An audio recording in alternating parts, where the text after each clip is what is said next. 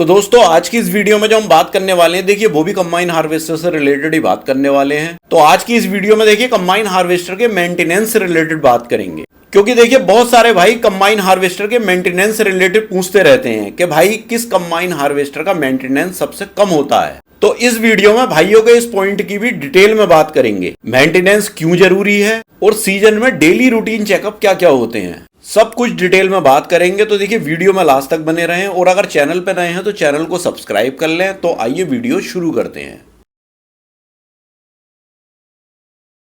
तो सबसे पहले बात कर लेते हैं देखिए लो मेंटेनेंस हार्वेस्टर की। जैसे भाई पूछते हैं कि किस कंबाइन हार्वेस्टर का मेंटेनेंस कम होता है, तो दोस्तों हार्वेस्टर में जो मेंटेनेंस होता है वो बेसिकली बेरिंग, चेन्स और बेल्ट्स का ही होता है। ज्यादातर यही चीजें टूटती हैं और खराब होती हैं, बाकी और चीजें इतनी ज्यादा खराब नहीं होती हैं। अब जैसे ज्यादातर भाई लोग पूछते हैं कि किस कंबाइन हार्वेस्टर का मेंटेनेंस कम होता है, तो देखिए दो तरह की कंबाइन हार्वेस्टर होती हैं, एक तो ब्रांड होती हैं और एक देसी कंबाइन हार्वेस्टर होती हैं। तो ब्रांड की बात कर लेते हैं।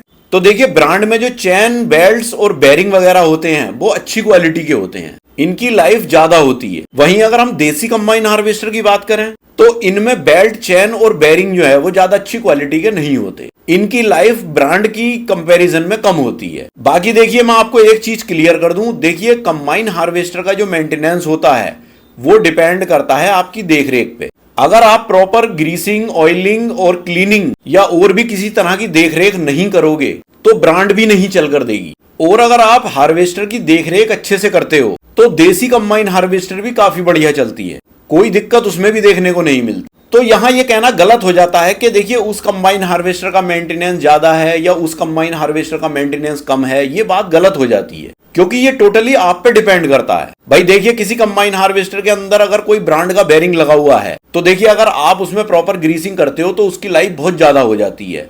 लेकिन आप ब्रांडेड कंबाइन हार्वेस्टर के बेरिंग में भी अगर ग्रीसिंग नहीं करते टाइम से तो कुछ दिनों में वो टूट जाएगा। और अगर आप देसी कंबाइन हार्वेस्टर के देसी बेरिंग में प्रॉपर ऑयलिंग, ग्रीसिंग करते रहते हो तो देखिए उसके बेरिंग भी अच्छे खासे चलते हैं। तो फिर ये चीज कहनी गलत हो जाती है कि देखिए उसका मेंटेनेंस कम है या उसका मेंटेनेंस ज्यादा है, ये गलत बात हो जाती है। मेंटेनेंस आपके हाथ में है, अगर आप प्रॉपर केयरिंग करते हो, आप देखभाल रखते हो तो ये आप पे डिपेंड करता है कि आपकी मशीन का मेंटेनेंस ज्यादा है या कम है। भाई आप मान लीजिए सीजन में ढंग से प्रॉपर मशीन को देखते ही नहीं हो, आप चलाना शुरू कर देते हो तो वो तो टूट फूट होगी उसके अंदर, क्योंकि आपने प्रॉपर उसे देखा ही नहीं है।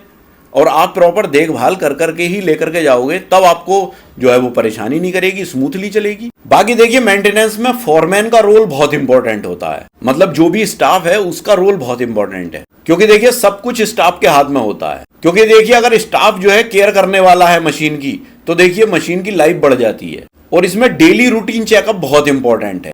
तो दोस्तों अगर आप कंबाइन हार्वेस्टर की कीमत, उसका टेक्निकल स्पेसिफिकेशन और उसके पार्ट्स खरीदना या देखना चाहते हैं तो मैंने एक वेबसाइट का लिंक डिस्क्रिप्शन में दे रखा है, आप उस वेबसाइट पे विजिट करके और उस पर सर्च करके आप अपनी क्वेरी देख सकते हो।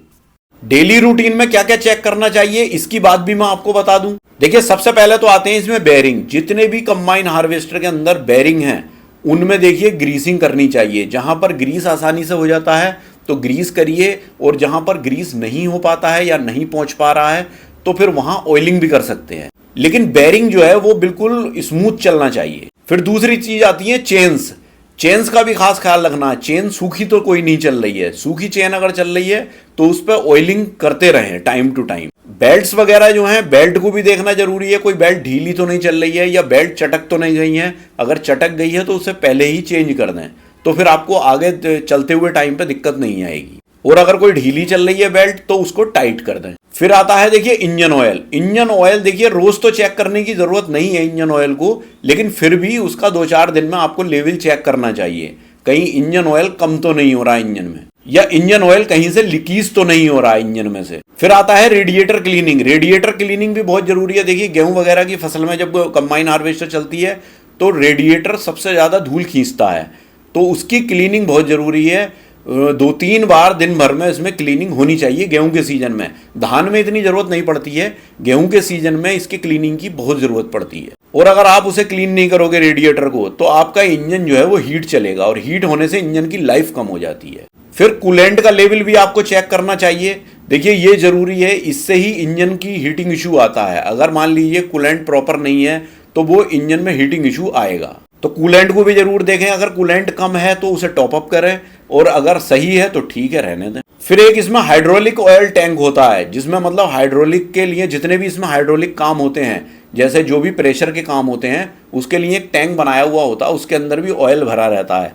तो उस ऑयल को भी प्रॉपर चेक करते रहें, मतलब उसे ध्यान में रखें कि कहीं वो कम तो नहीं हो रहा है, या मतलब कहीं से लीकेज तो नहीं हो रहा किसी पाइप से। क्योंकि देखिए इसमें प्रेशर का काम अच्छा खासा होता है भाई, जैसे पावर स्टीयरिंग है और जो भी इसका कटर उठाने का सिस्टम है, वो सब प्रेशर से ही काम करते हैं। सीप जो होती हैं इसकी, जो छलनी होती हैं, उनकी क्लीनिंग भी प्रॉपर करते रहना चाहिए, नहीं तो उससे भी दिक्कतें होती हैं, वो भी खराब हो जाती हैं, फिर उनके दांते जो है बैठ जाते हैं, तो फिर दाने की शिकायत आने लगती है। फिर एक इंपॉर्टेंट चीज इसमें और है बैटरीज का भी वाटर लेवल रेगुलर चेक करते रहें।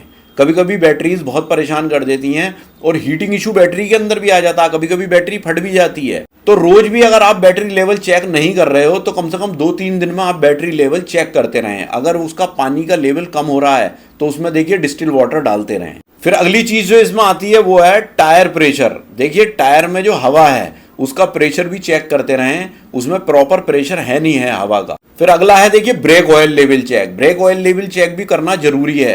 कंबाइन हार्वेस्टर में सबसे ज्यादा दिक्कत आती है ब्रेक की, मतलब चलते चलते भी ब्रेक खत्म हो जाते हैं। तो इस चीज का प्रॉपर ख्याल रखें कि इसका जो ब्रेक ऑयल का लेवल है वो पूरा है कि नहीं है, अगर कम है तो उसे पूरा करें। तो देखिए बेसिकली ये सारे काम जितने भी होते हैं ये फॉरमैन के और स्टाफ के देखने के होते हैं, लेकिन फॉरमैन और स्टाफ जो है वो लापरवाही भी बरतते हैं बहुत से। तो देखिए मालिकों को भी ये चीज़ ध्यान में रखनी चाहिए, जितनी मैंने पॉइंट्स बताए हैं ये मालिकों को भी ध्यान रखना चाहिए कि भाई ये चीज़ तुमने चेक करी या नहीं करी, मतलब उन्हें स्टाफ को याद दिलाना चाहिए। तो दोस्तों जितने भी पॉइंट्स मैंने आपको बताए इन्हें चेक जरूर करना चाहिए। तो देखिए जरूरी नहीं है कि जो चीज़ें मैंने आपको ये बताई हैं इनमें दिक्कत ही होगी, हो सकता है ये सही भी हों, लेकिन इनमें एक बार निगाह मारनी जरूरी है। तो दोस्तों ये तो हुई देखिए मेंटेनेंस की बात। बाकी इससे रिलेटेड अगर आपकी कोई भी क्वेरी है या कोई भी सजेशन है तो आप मुझे कमेंट बॉक्स में कमेंट कर सकते हो। तो दोस्तों आई होप कि ये वीडियो मेरा आपको बहुत पसंद आया होगा। अगर वीडियो मेरा आपको पसंद आया तो प्लीज़ वीडियो को लाइक करें, ज़्यादा से ज़्यादा शेयर भी करें, और अगर आप मेरे चैनल पर नए हैं तो प्लीज़ चैनल को सब्सक्राइब करें। तो मिलते हैं इसी तरह की किसी नेक्स्ट वीडियो में, तब तक के लिए थैंक यू, बाय।